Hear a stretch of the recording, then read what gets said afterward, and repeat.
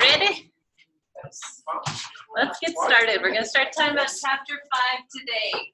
If you have questions about individual assignments or anything like that, talk to me after class or come in during my office hours so that we can talk one-on-one about that. Do keep in mind that this Thursday I have to cancel office hours. I have to be out of the office. But you can always email me or come to my office hours next week if you have any specific questions about yourself. How many of you tried to do a no-spend weekend? Tell me how it went. I tried. How'd it go? You succeeded? Yeah. Didn't spend this weekend. How'd that feel? Well, I usually don't spend. Okay, so it's just normal for you. Yeah.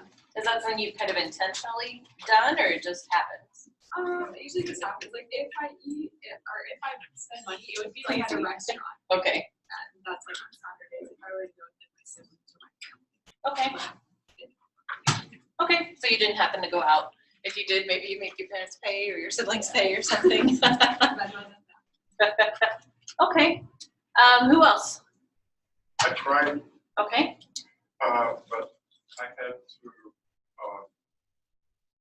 go buy gas and a dish and go down El Paso to help console a dear friend Okay. who son passed away, who had been battling cancer Yeah. past 6 months, and there's several of us who have been helping her out with this. Yeah, I bet. Okay. So Yeah. it's, I'm sorry, I blew it. Sometimes you have to make choices in life. Sometimes you have to say, you know what, I wasn't planning on spending money this weekend, but my friend's worth it. I'm going to get that gas and go to El Paso. We have to do that. That's the thing about money. It's not as simple as just don't spend any, right? Yes. There are always mitigating factors. Who else tried and succeeded? 2, 3. Okay, tell me about that. What was that like? Well, I had a bunch of homework to do, and I stayed home and I cooked, so it wasn't that bad. You're welcome. If I give you guys lots of homework, then you won't spend money. And like my roommates had homework too, so we stayed home. Okay. So you kind of were just like, you know, if you didn't have homework, maybe you would have gone out and done something. But instead, it's like, wow, got to get all this stuff done. Okay. Same for you, just kind of stayed home, or? I spent my money on fighting, like for gas and like grocery shopping Okay. that I usually do. Excellent. That's another way to do it. Yeah, it doesn't mean you don't buy things that you need. It's just being more deliberate about when you buy them. Because, of course, there's nothing wrong with spending money on a weekend. But the whole idea is that we tend to, like, spend out of habit versus spending out of need. Because what do you do on Saturdays? You go, not anymore to the mall, but, like, somewhere. I guess kids these days go to Target, and that's, like, their mall. And they like wander around there. I had a couple adolescents tell me that, and I was like, that's really weird. But okay. I mean, I go to Target too, but I don't want the kids there. They're gonna get in my way. But yeah, it's more of a habit, you know, or it's like, well, I'm gonna get all my groceries because that's what I do on weekends when I have time. But if you kind of are more deliberate about that, maybe it works better. Okay, who tried and failed? What was that like? Okay. So you thought about it, but then it was just kind of like normal weekend. Like, okay, good. Well, thank you for those of you that did try. Those of you that didn't, you're welcome to try again. And again, it has nothing to do about being a weekend. It could be no spend Wednesday or something like that, but it's basically just trying to take control of your spending so that you're deciding what to buy versus like your emotions deciding what to buy. You know, if you go to the grocery store when you're hungry, what happens? You buy everything because it all looks so good. But if you just ate when you go, you kind of only buy what you need because you're not starving. So that's the same concept, and we will definitely talk about it more. Thanks for giving it a try. Today we're going to start talking about values, attitudes, and behaviors. And so this all ties into the whole no spend weekend concept. Let's start by talking about values. the way we define values, I think we all kind of know what values are, I hope, but we don't necessarily define it all the time. But basically, it's how we're measuring something. We're measuring, first of all, financially, what something costs, because that's a value, right? This is valued at $10 or whatever. But it's also like what it means to you, those guiding principles, thoughts, behaviors, the things that tell you what's important and what's not important. In American culture, we tend to value fairness and equity. We want things to be fair. What did your parents always tell you? Life's not fair. So a lot of times we're trying for things that we don't necessarily, that aren't even possible, but we still want to try. We want to try to have things to be fair. We want things to be equitable. That's a big part of what we were kind of founded on. Like, it was unfair back in England when we couldn't practice the religion that we wanted to practice, or we couldn't do the things we wanted to do. So that's the whole reason the founding fathers came to America, to say, like, we want to be fair. We want to let people choose what they do. So here's a bunch of new laws to follow instead. But that was kind of the idea. And then, of course, equality. Universally, these are the values that we kind of, as a nation or as a world, maybe at some point we'll get there, have. These are ones that we're trying to come up with. How many of y'all are kind of following this whole climate debate, climate protest type thing that's going on right now? A couple of you may be familiar with it. Like, it's a big deal. But the reason we're doing this is because we have this kind of idea that maybe the world's not going to last forever, and that the things we're doing to damage it are going to kind of speed that process up a little bit. So there's a whole group of people who are saying, like, hey, we need to do something about climate change. We need to do something about emissions on cars and industry and stuff like that. Which sounds pretty good, right? In principle, most of us would like the earth to keep being the earth, right? We'd like to be able to walk outside without masks and stuff like that. But in practice, that's really hard to do. We have agreements among nations and between nations about culture or climate. And then some world leaders like ours say, yeah, we don't want to participate anymore. We're not going to do that. That's kind of scary. We can't get everyone to come together on these values and to agree on the same things. But sometimes that's what we want to do, right?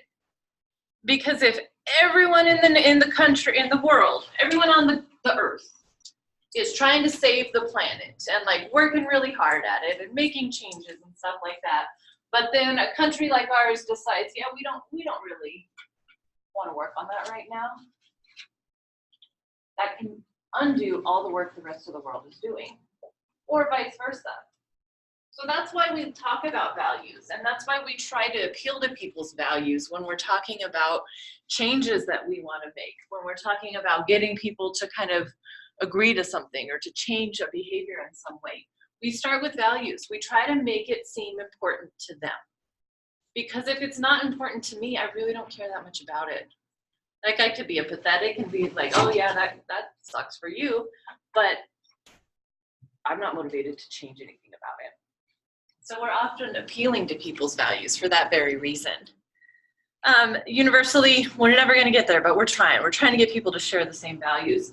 And then culturally, we have our own set of values and beliefs within the NMSU culture, within the Las Cruces culture, the New Mexico, the US. Like, there are all these levels of cultural values that we have, which is fine until they contradict each other. That's when it becomes a problem. So that's what values are. We'll talk more about that. Personal values. This is where I really kind of want you to spend some time thinking about. We come up with our values based on what we believe is right and wrong, also known as morals. Are y'all familiar with Kohlberg? All right, so Kohlberg, let me see, do I have his? I don't have his story in here, but basically what he did is he wrote up a scenario and he gave it to people and asked them what they think about it, so to come up with these levels of moral development. And the story had something to do with a guy named Heinz whose, let's see if I remember it, his wife was sick and he needed medicine to save her, but the pharmacist was gouging on prices and he couldn't afford the medicine. So he broke into the store to steal the medicine to save his wife's life. There's a couple other variations on that. It's the whole Les Mis, Jean Valjean thing of stealing bread to feed your family, basically. So what he did is give this story to people, and he said, who's in the wrong? Who's the bad guy in this story? So think about it. We've got Heinz, a thief. We've got the pharmacist overcharging for medicine. Another thief. Who's the bad guy?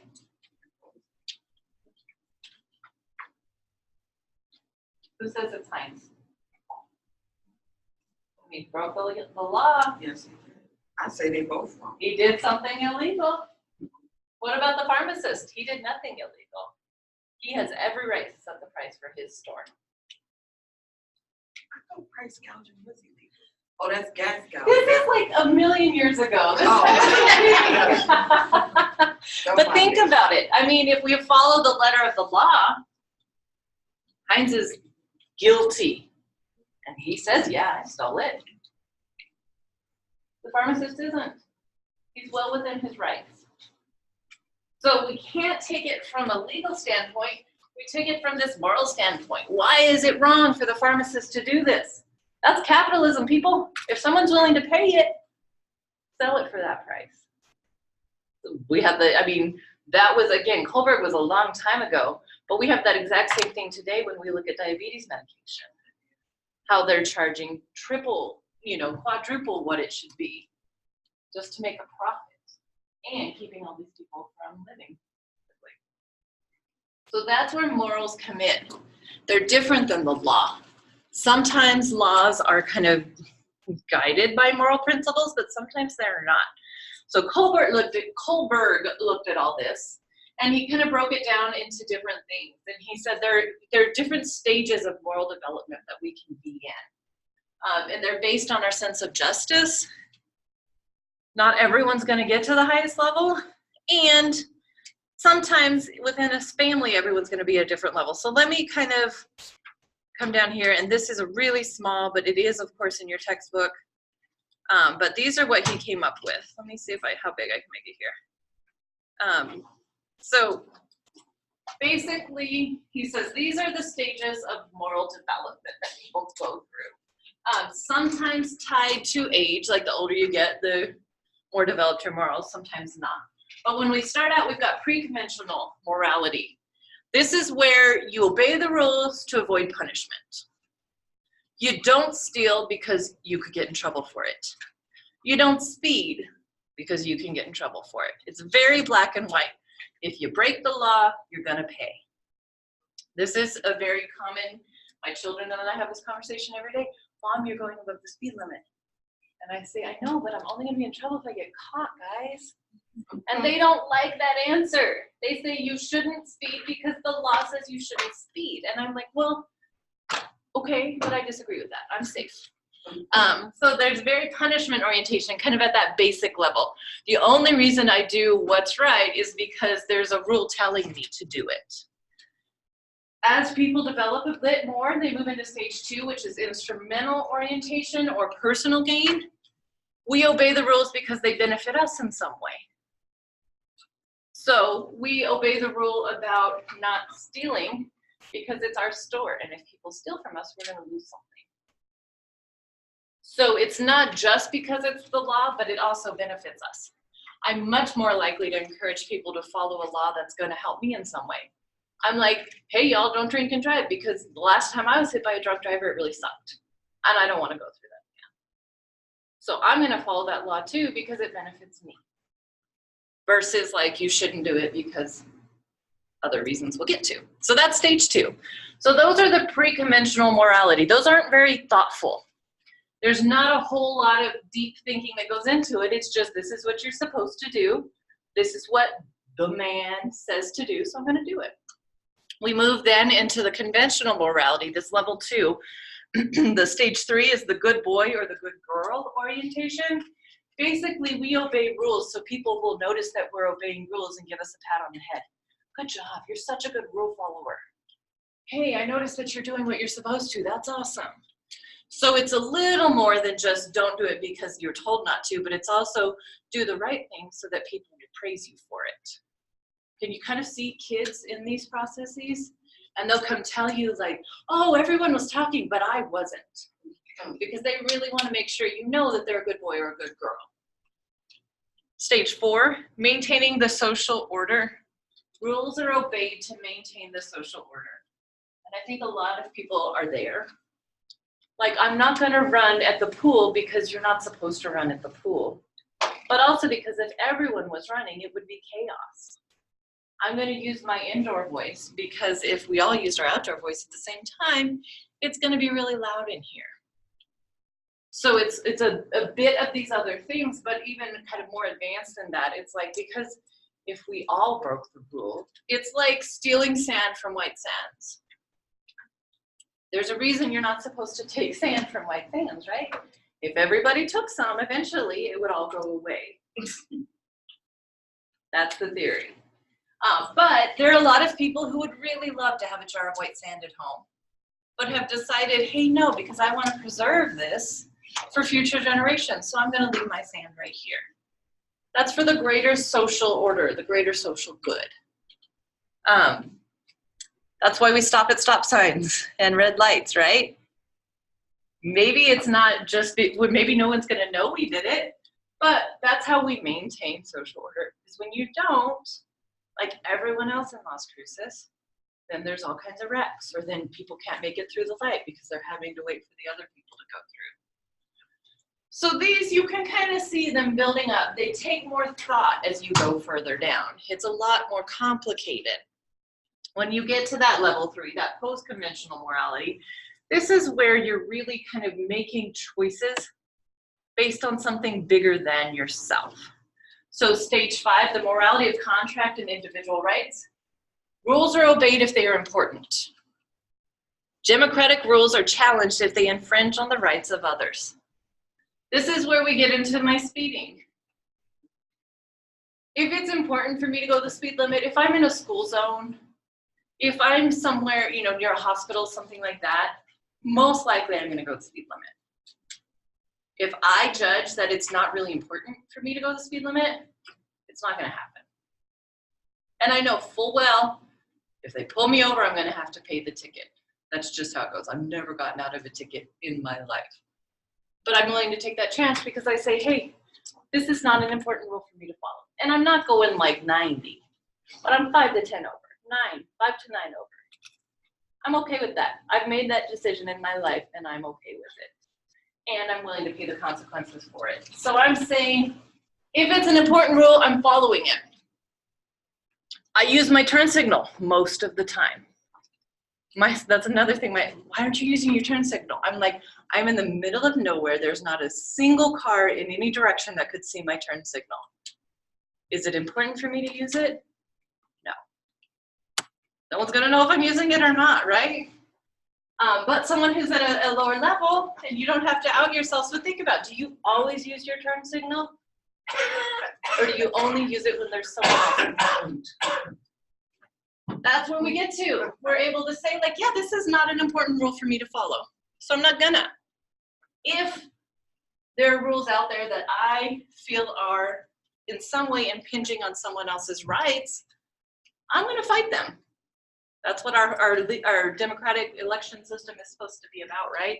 To be able to change laws, to be able to look at laws and say, hey, this is not fair. This is infringing on my rights. I always think about this one when I think about having to wear seatbelts. That hasn't always been a thing. There were cars that I rode in up until, I don't know, 9 or 10 that didn't have seatbelts. Either because they just didn't put them in the car or because someone took them out because they were in the way.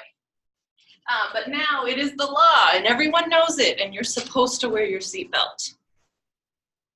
But why do we pull people over and ticket them sometimes if they're not wearing their seatbelt?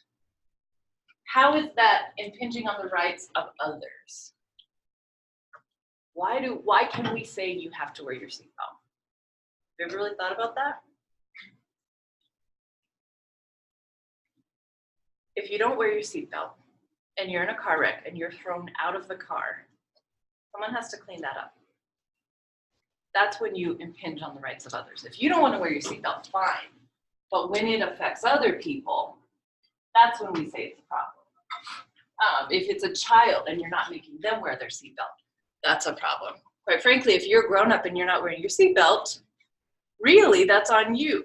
But because of the cost to the taxpayer, because of the cost to other people, we feel comfortable saying everyone must wear their seatbelt. And if they don't, we are going to punish them in some way. That's where this comes in. So it's not a black and white.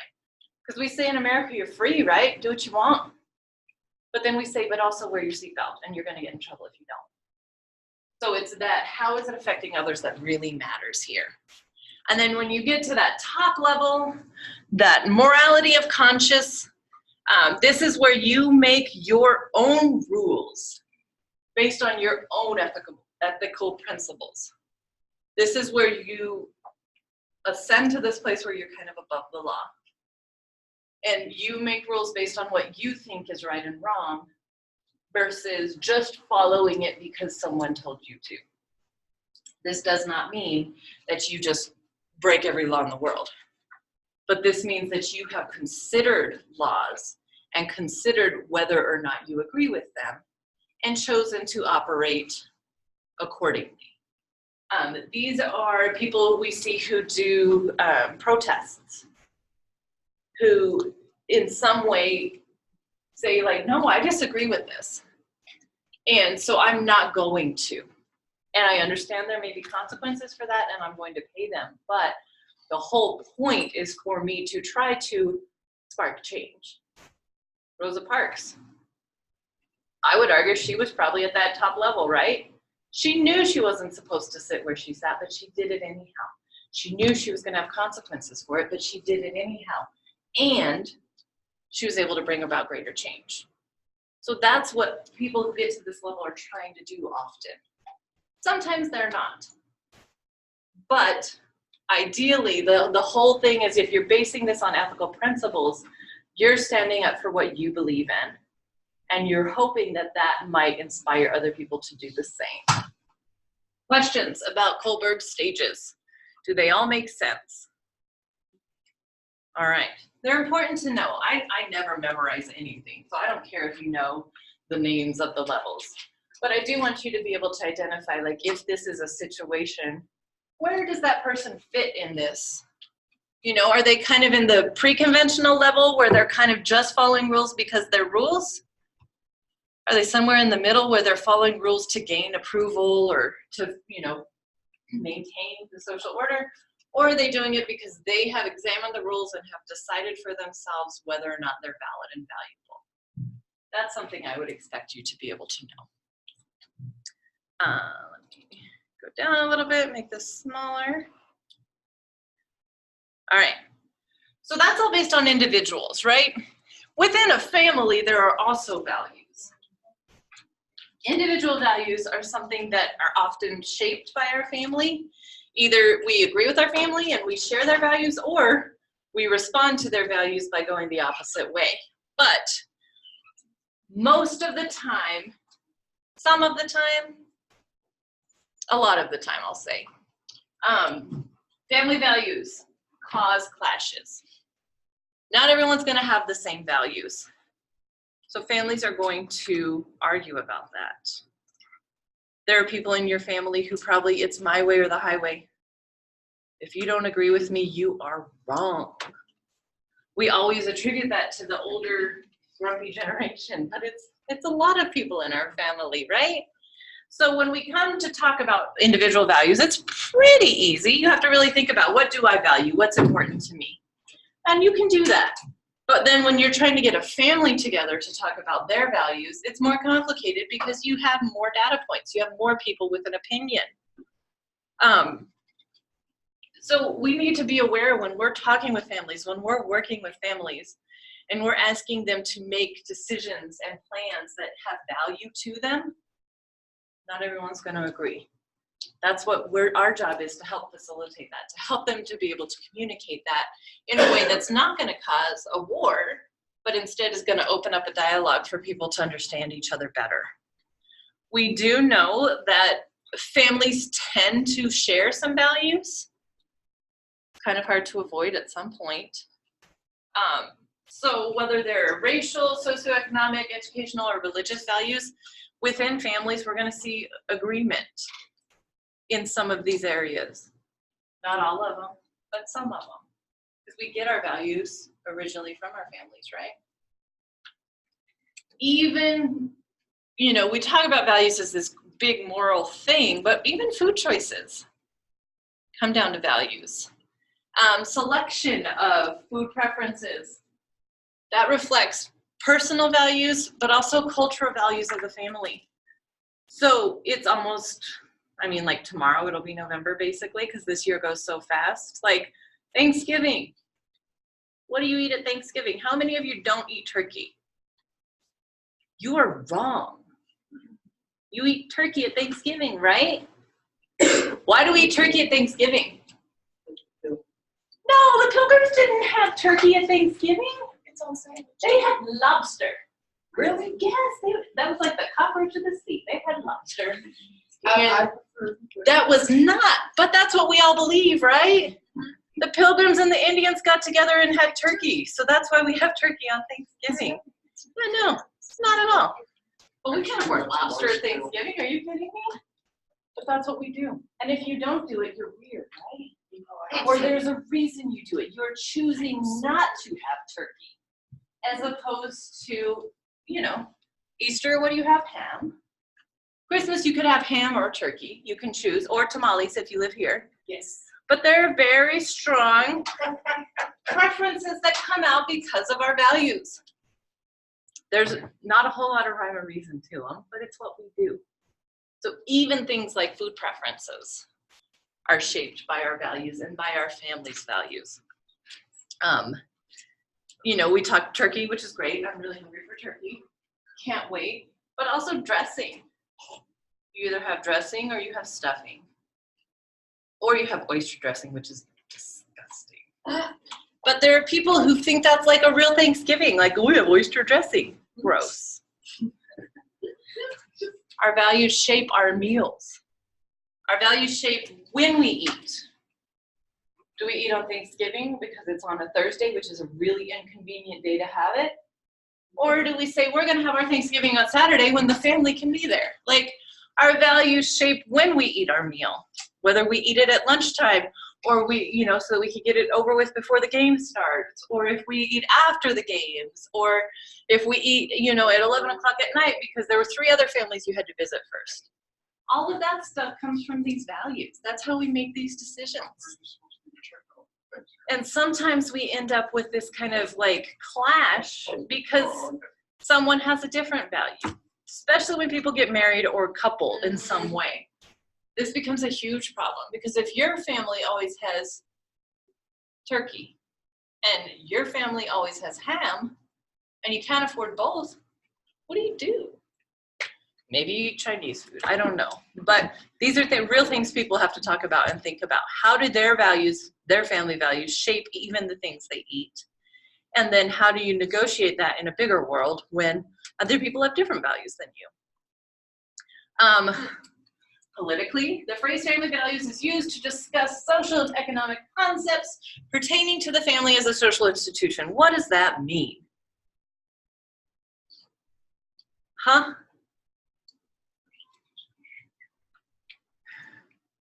How many of you pay attention to politics at all?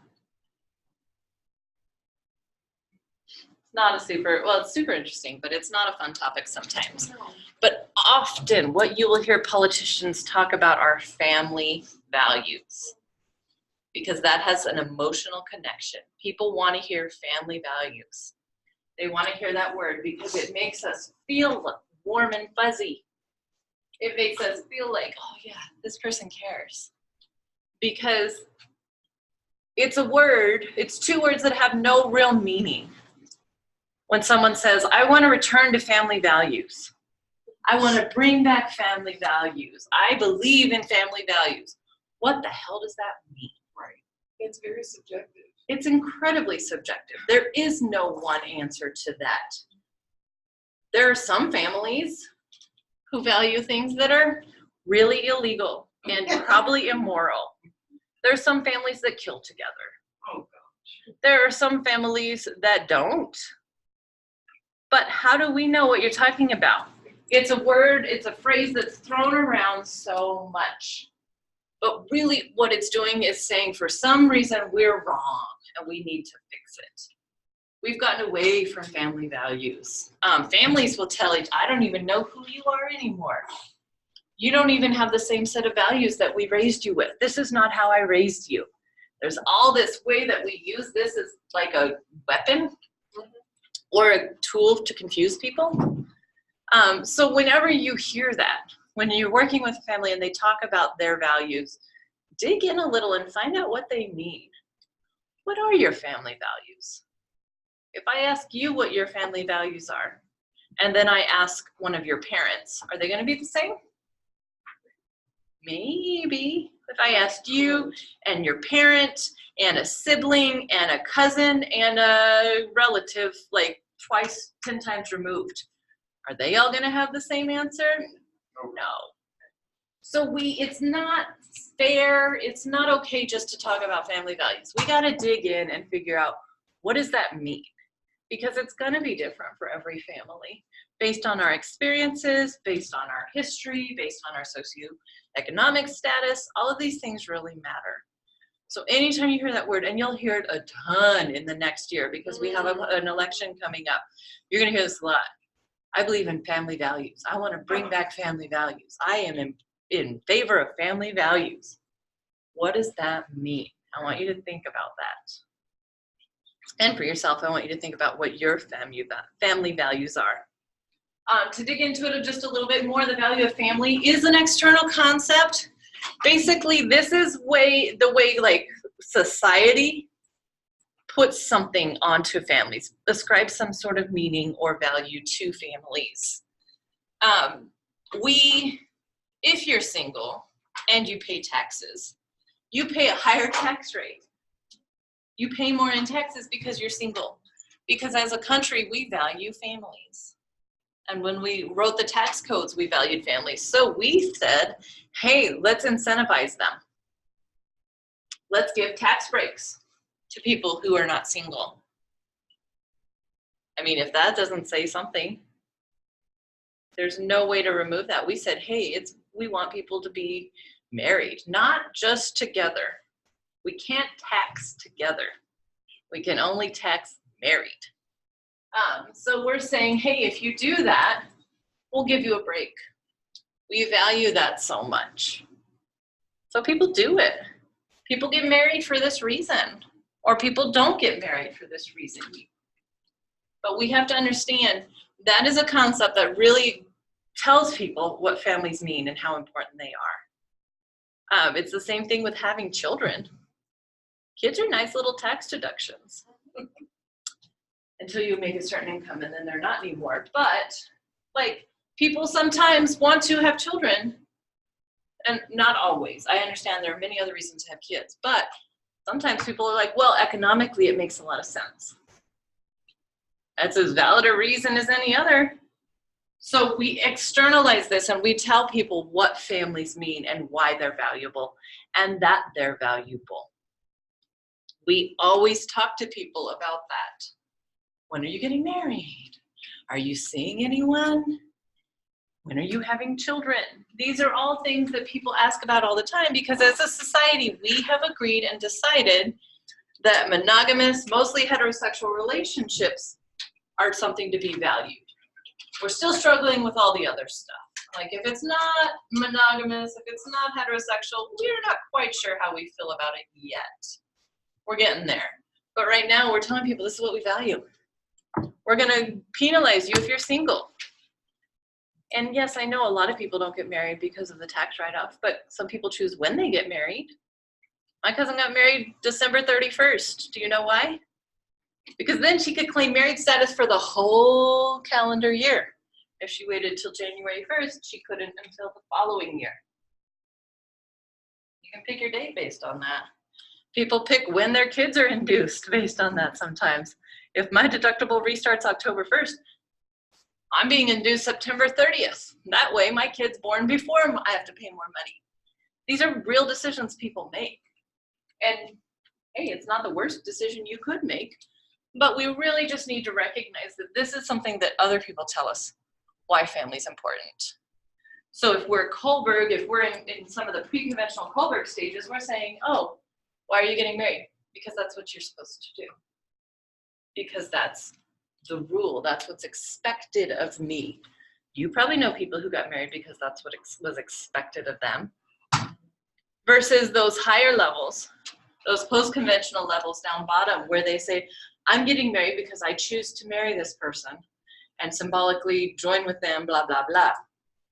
That's all part of this. That's why we talk about Kohlberg first, because it relates to all these different concepts too. Questions, comments? All right. So across the lifespan, how do our values change? Our first teacher of values is usually our family. That's where we spend the majority of our time, is with a family type situation until we go to school. So as our family is raising us, from the very minute we are born, they are teaching and sharing their values. We slowly develop them. We slowly ingrain them into our being. And because of that, it's hard to change them. The longer you've held these values, the more you believe in your values, the harder it is for someone to change them, whether or not they make any sense. Sometimes we cling to values just because, even though we know they don't make sense. So it is hard to change them. Things that do tend to change them, experiences.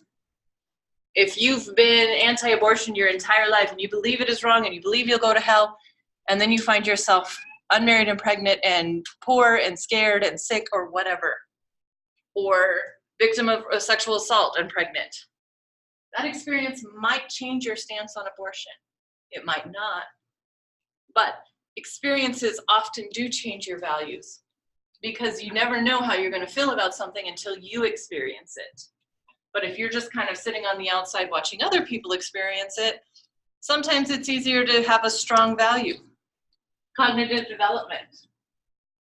The more your brain develops, all the more advanced structures in your brain develop, the more likely you are to be able to question your values and make value decisions based on higher order thinking. That prefrontal cortex, all the stuff that's going on in your brain. The whole reason you can't get good insurance until you're 25, guys, is because insurance says your brain's not capable of making smart driving decisions until you're 25. And that's a little bit based on research, but mostly not. But here's the thing, as your brain develops and changes, sometimes you have to work really hard to hold on to your values. You have to fight against every bit of reason and knowledge you have to maintain them. Or you just don't think about it too much, because when you do, it's inconvenient or uncomfortable. And then also moral maturity. Again, the more experiences you have, the more you're able to understand the nuance of situations where you see that there's all these shades of gray, not everything is black and white. That also can change your values. Doesn't necessarily, but it can. Same thing generationally. So even within a family with different generations, the family values can change based on shared experiences that the family may go through. But often, people dig their heels in and don't.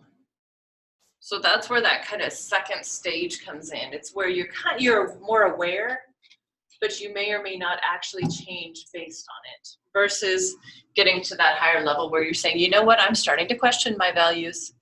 I've always believed X, Y, Z, but now I've had these new experiences, I've met these new people, I've read these new books, and all of a sudden I'm not so sure anymore. Maybe I don't think what I used to think about it. So that's something that really can be important for people. And again, our job is to talk to people about it. What are your values? What are the values that you're firm in, and the ones where you're not quite sure anymore? That's a really important, valuable thing to discuss.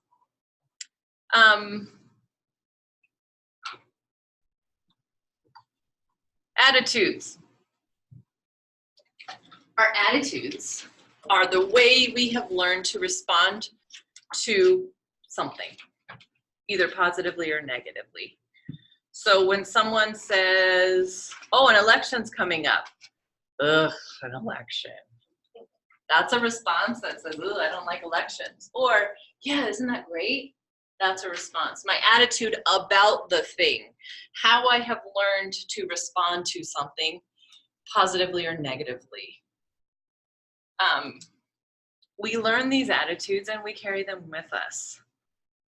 So these are basically values that are couched within social situations. The values are still at the core, but based on our values, that determines how we behave, how we feel about things. You have attitudes about things. If I ask you, remember back in the day when I asked you about pumpkin spice, you had some pretty firm beliefs about that, and that shaped your attitude towards pumpkin spice in general, people who drink or eat pumpkin spice, people who sell it. Your attitudes are based on that. Anytime there's a trigger word, there's something that you have a strong value about in some way, you're ready to talk about it. You're ready to respond either positively or negatively.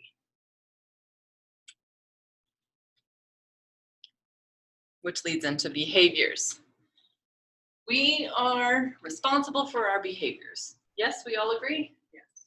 We are free to make our own choices, but we are not free from the consequences of those choices. We choose what we're going to do. We choose what we're going to say. We choose what we're not going to do and not going to say. These behaviors are driven by our values and our attitudes sometimes. A lot of times what we have, and this is, the fun question we like to ask kids, why did you do that? And what's their answer? I don't know. I don't know. And guess what? That's a valid answer. They probably didn't put a whole lot of forethought into it. It wasn't a deliberately manipulative thing. It was just like, hey, that looked fun, so I pushed it. I wanted to see what the outlet did, so I put something in it. There's not a whole lot of why to that. We expect people to have a why, though. We want people to make their decisions and do their behaviors based on their values and attitudes. But that doesn't always happen. So what we need to remember is that even when we're talking to families about their values, even when we're talking about their attitudes, sometimes their behaviors are going to not be fitting with that. We can't always predict people's behaviors based on their values and attitudes. Sometimes we just don't do things that make sense until we sit down and really think about it. So what we're trying to get people to do is be more deliberate in their behaviors. Think through the choices you make. And then that's how we tie this back to economics, because we want you to think through the purchases you make. We want you to think through the things that you buy or the decisions that you make that are going to affect your family financially.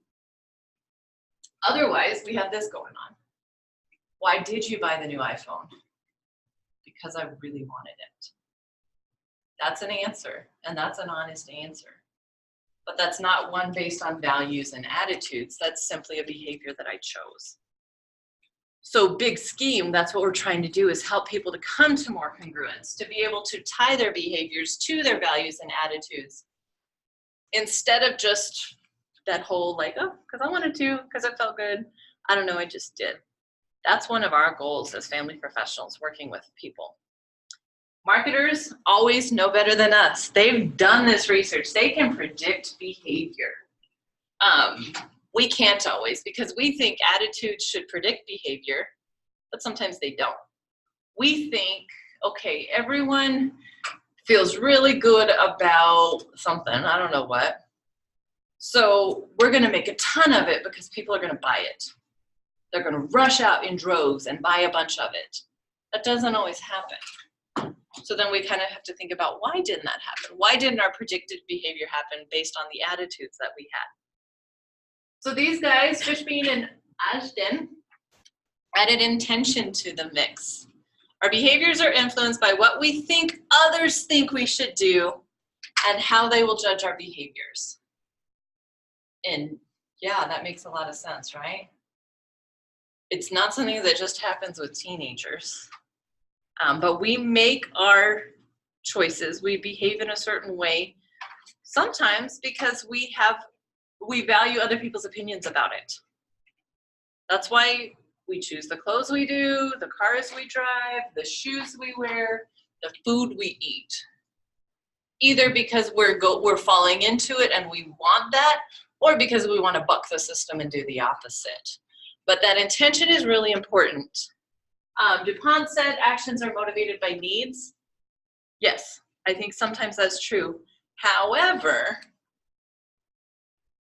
situation matters too. Sometimes it's not a need, but maybe it's a more kind of like, it's a need, but it's not like I need this item. It's more I need approval, I need something else.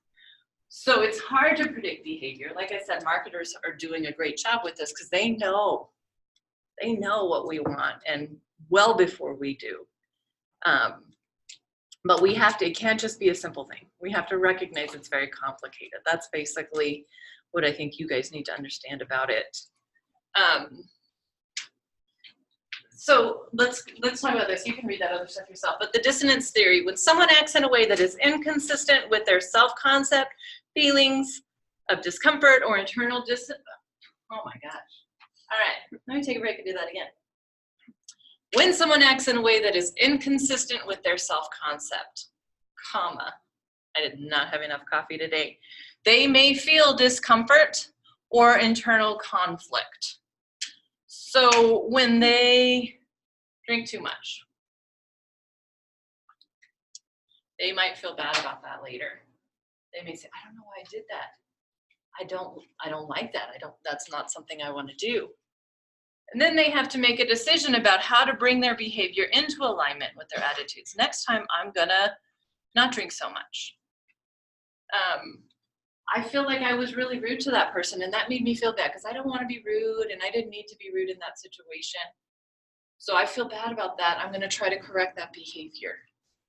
So sometimes the motivation for change is that internal struggle of my behaviors aren't making me feel good.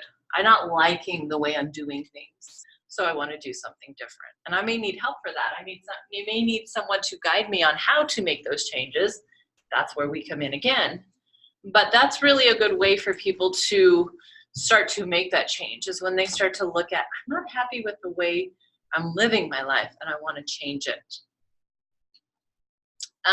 We all know how group memberships, attitudes, and behaviors shape our lives. Think about the groups that you're involved with, that you participate with. When you join a group, you kind of socially agree to follow their rules, to behave in a way that's going to be pleasing to them. Doesn't mean you all have to act the same necessarily, but it basically means, like, why would you be a part of a group that you completely disagreed with? Why would you participate with a group where you absolutely didn't agree with or stand for what they did? It just doesn't make sense. So it's almost a natural thing that the groups you're a part of, the groups you're drawn to, often share something that you value too. This is not a bad thing. We want people to be a part of a group. We want people to feel like there's something bigger than themselves. But on the other side of that, we also want to make sure that people are kind of choosing the ones that are most closely aligned with their own values and beliefs. Because there's nothing worse than a poser, right? Is that still a word people use? You guys know that word? Okay. There's nothing worse than someone you can tell is just faking it to try to fit in. We don't value that. We don't respect that. But people do it all the time. And then we kind of want to think about, why is it so important that you fit in here? What is that feeling for you? So remembering that groups are important. It's good for people to be parts of groups and to participate in things like that. But you want to choose groups that align with your values and beliefs. Otherwise, it's weird and doesn't make much sense. Let's see here.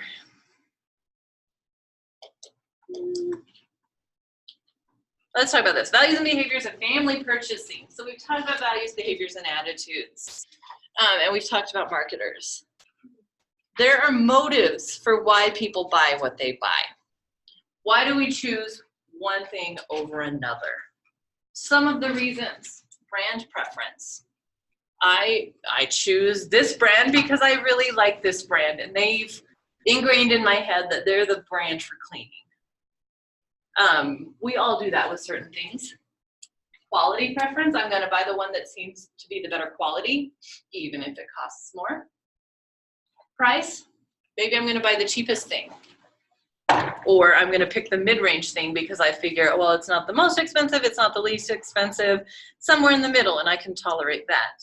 Or design, this one looks prettier. Or this one looks like it's gonna work better for whatever I'm doing. But these are the different ways that people make decisions. We all have brand preference on something. Some of you can walk into the store and pick up any roll of paper towels and walk out and be happy. Some of you can't. How many of you have to buy a certain brand of paper towels?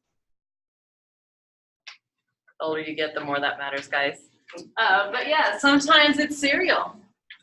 I refuse to buy cereal in a bag. I don't like it. It's gross. So I'm gonna pay the extra and I'm gonna get cereal in a box. And I know my sister, she thinks I am like the snottiest person in the world because of that. But I'm like, hey, I would rather pay more for the stuff that I like that tastes better to me. Whether or not that's in my head, who knows? But that's a preference I've made.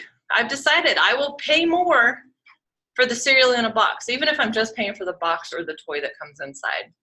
Sometimes we all buy cereal because there's a cool toy in it, right? Just don't tell my kids because I don't let them do that. But I'm gonna make that choice. It's not all just about getting the best deal.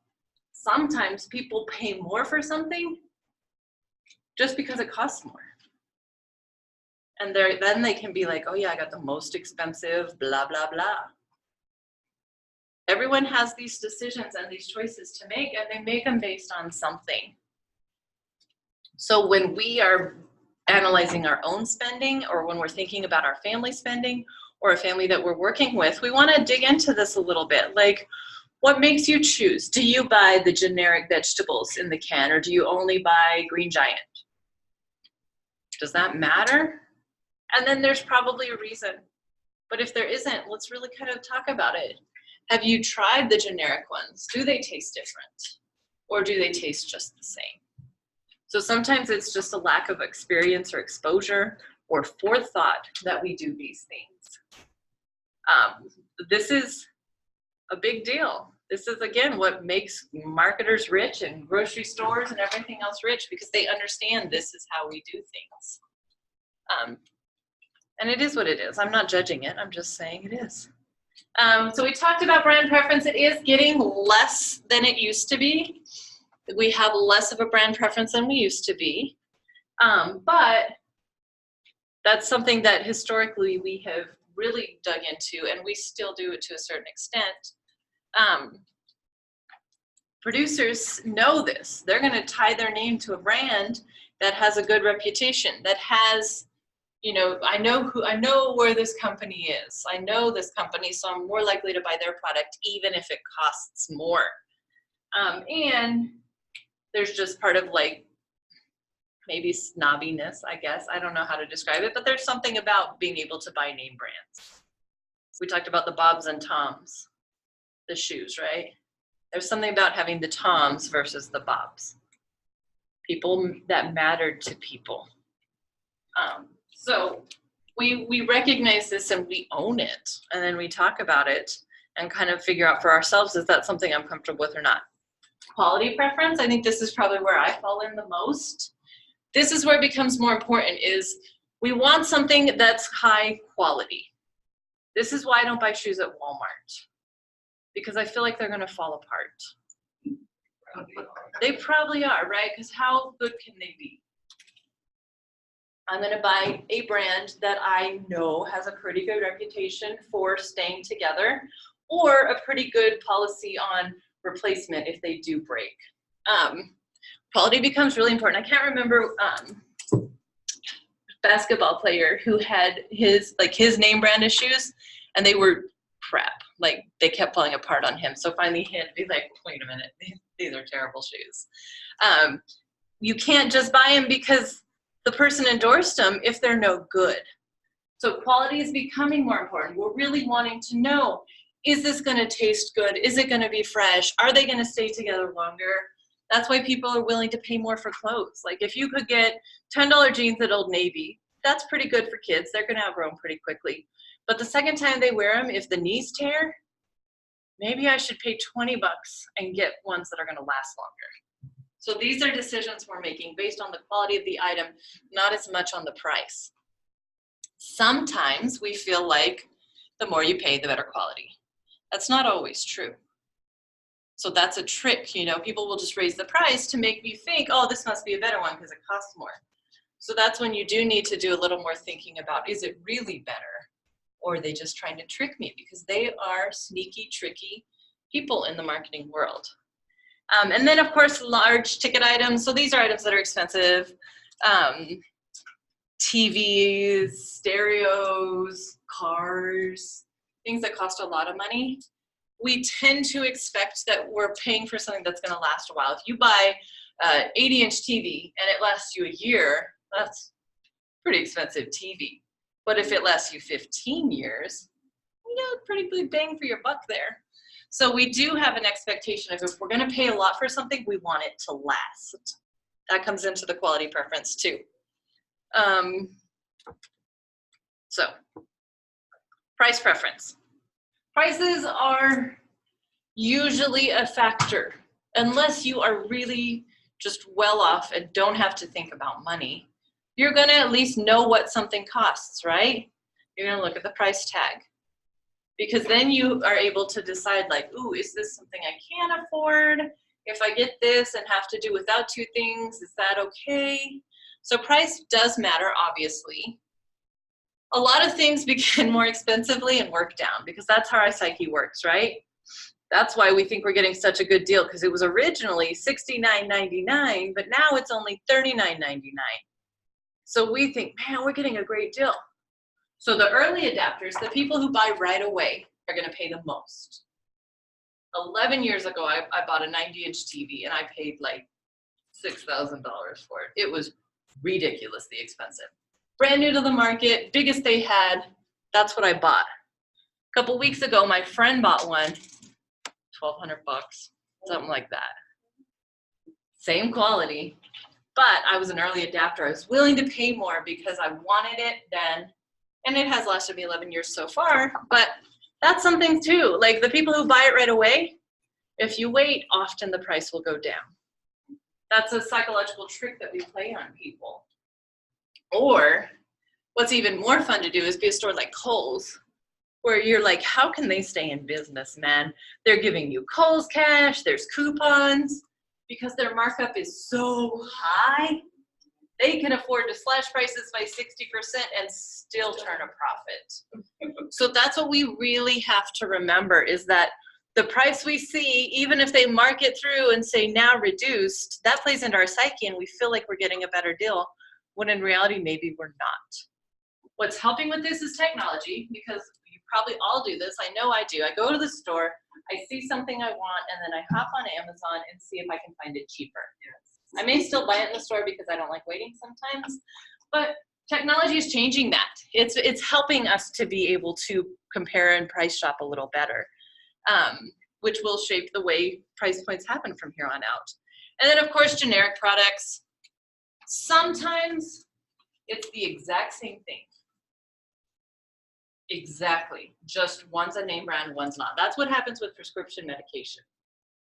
Generic prescription medication is chemically the exact same as name brand prescription medication if it's cleared by the FDA. This is where we see a lot of pricing going on. A generic medication you could get at Walmart for $3 a month. A name brand medication may cost $300 a month. But sometimes it's exactly the same thing. But that's a question we always have to ask. Is it exactly the same? Because we can't just assume that it is, but we can't assume that it's not either. So generic products have gotten, I think, because of things like Target's brand and Walmart's brand and the, Costco's brand, Sam's, all these places have their own brand identity now for generic items. I think that's kind of driven the generic products to be purchased more. Except for cereal in a bag, I still won't buy it. But that matters. Whether or not something's generic, you want to kind of dig in more. What does that mean? If it's the store brand of vegetable versus the other vegetable, is it any different vegetable? That's what we got to find out. And then finally, design preference. So sometimes we buy things because they look better. They're prettier. They're sleeker. They're smaller. They're larger, whatever it is. So what we do is we make people feel like, oh, even though you have a perfectly good phone that's working really well, you should get this new one because it's going to be even better. That's where producers and marketers really focus. They got to drum up new demand, because if you buy something and keep it for 20 years, they're not getting your return business. So they have to think about, we still want the item to be good quality. Maybe we're not going to just make crappier cars so you need one more often, but we're going to convince you that you need the newer model of this car. I know people who do that. They buy the next model of the same car they have over and over again. So we do, design preference matters. If we make it look different, if it looks exactly the same, we can tolerate what we have. But if it looks better, looks different in some way, that's pretty good motivation. Questions, comments? All right, so this is all stuff that we need to understand, and we need to kind of work with families about, like, how do you make your choices at the grocery store? How do you select which items you're gonna buy? And is what you're doing falling into a marketer's trap, or does it kind of make sense? So we need to understand, you can be a family professional and never work with families. You can go work for Green Giant. You can go work for a corporation, because what they need to understand is how families think and how families act, and we're the experts in that. So businesses can only succeed when they understand what the consumer wants and they give those products to them. I would argue there's a couple variations to that. Steve Jobs would be my first example. He gave us things on a phone that we never knew we needed on a phone, but he convinced us we did, and now we can't live without them. He said, no, we're gonna, if you've ever read his story, or kind of, I don't know if the movie was any good, but like he said, like, people are gonna want, they don't know they want it yet, they don't know they need it yet, but they will. So he drove that. There are innovators who do that. But for the most part, businesses want to say, like, we understand what they need and we're going to give it to them. Because otherwise, we're not going to make any money. There is that whole crystal ball in marketing thing where they try to predict consumer demand. How much of this should we make?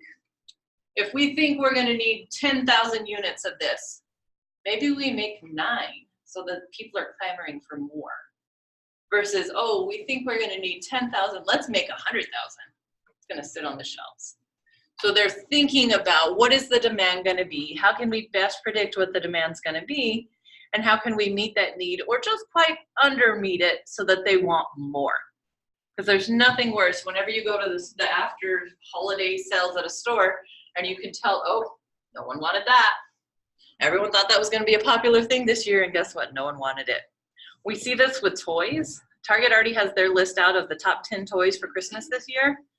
And if you'll think back in history, there's been quite a few. I mean, back in the day, it was Cabbage Patch Kids. Everyone wanted Cabbage Patch Kid. They were sold out everywhere, couldn't get them. Furbies, same thing. More recently, the little, like, robotic rat hamster type things that were like $6. But they came out and said, these are going to be the toys everyone wants for Christmas. So everyone rushed out and bought them and then sold them on eBay for like quadruple, because they knew there's going to be high demand for this. So there is sometimes that works and sometimes it doesn't.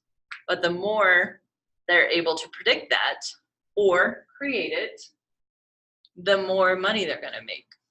So that's what people are looking at. What businesses are looking at, how we can help businesses and we can help families to predict that. When someone says, oh, act now because there's not going to be more, is that really true? Is the company really closing their doors and never going to make it again? Think about, like, limited time only. Sometimes it is, but guess what? It'll be back next year. Dr. Montinas, Dr. Marin, and I love McRibs. They are so good. Every fall, we can't wait for McRib season, and we're gonna have lunch together, and we're all gonna have McRibs, and it's awesome. But then they're gonna go away. And so invariably we have this conversation about, it sucks that they take them away every year. But at the same time, I'm like, if they don't, I'm not gonna like them as much, right? If I can have a McRib anytime I want it, I'm not gonna rush out and get one. But if I know I can only have them to a certain time, I'm gonna have a couple. So it's that notion of limited time. It's that notion of get it before it's gone that drives our behaviors. Same thing with like McDonald's breakfast. You used to have to get there before 10:30 a.m. to get McDonald's breakfast. And if you were late, you couldn't get McDonald's breakfast. Now they have this all-day breakfast menu. I would bet that breakfast sales have not changed that much. Because if you can get it all the time, maybe if you're just really craving breakfast, you're gonna get it. But maybe you're gonna be like, oh, I'll just get that next time I'm here in the morning. I'll get a cheeseburger right now. So things like that really do matter. Marketers have figured this all out. We fall right in line with them, and that's the way it goes until we don't, until we say, hey, wait a minute. So you've all heard this notion that millennials are killing malls and millennials are killing fabric softener. Yeah, they have the power to do that. If all of a sudden you stop buying fabric softener and you're a whole huge generation that has laundry to do, fabric softener people are getting pretty nervous. They're like, oh my God, what are we gonna do if they stop buying fabric softener? Which I don't get, because I don't know why you wouldn't want your clothes to be soft and static free. But I'm all in on the fabric softener. If you're not and you don't buy it, people start to panic. The malls, if people aren't going to the malls anymore, how are those little kiosks in the middle gonna sell anything? Or if you're just walking into Dillard's, getting what you need and leaving without walking the mall. So as people change, as values change, our stores change. Our, if you think about, how many of y'all watched the new Stranger Things? Okay, I won't spoil any of it for you except for the guy that died. But I mean, one of the big premises about that is that there was a new mall in town. Before the shopping mall, people had mom and pop shops. So shopping malls came in, and Walmart came in, and big box stores came in, and a lot of mom and pop shops had to close because they couldn't afford to stay open anymore. So we talk about that adaptation. We talk about how the market changes and how people's attitudes, because yeah, I may really want to support mom and pop, but if I'm on a limited budget and I can get it at Walmart and all the other things I need in the same trip and less time and less money, I'm probably going to choose that. You have to go out of your way now to support small business. We don't always have time for that. So we have to understand that this changes and that family values change and the market follows. I think that's something that we forget sometimes. And we may not agree with it. I remember the first time I went to Taos, there were signs everywhere, like another business against Starbucks, another business against Walmart. Like they were so anti those big stores. And I can understand that. But especially when the economy starts to tank, people need the Walmart. They don't need the Starbucks, but that's a whole other thing. But they need to be able to get lower prices. They need the convenience of everything in the same store. So it's really hard for small businesses to fill a niche like that. They have to charge more. They can't afford it. They don't have the tax breaks. They don't have all the other benefits of those big stores. And it gets really hard as a consumer too. I have a really great friend who owns a frame shop in town. Like that's his job. He makes picture frames and he does a great job. But sometimes I still go to Walmart and buy my picture frame or Hobby Lobby with my little 40% off coupon because his frames are not cheap. So it's this kind of like moral dilemma. Do I want to support him? I want to, but can I really afford to pay that much more? And sometimes, yes. If it's something that I want for the rest of my life, like I want to preserve a piece of my child's art, it's worth it because he's going to make something that's going to last. But if it's just like a poster that we're putting up, we all have to make those choices.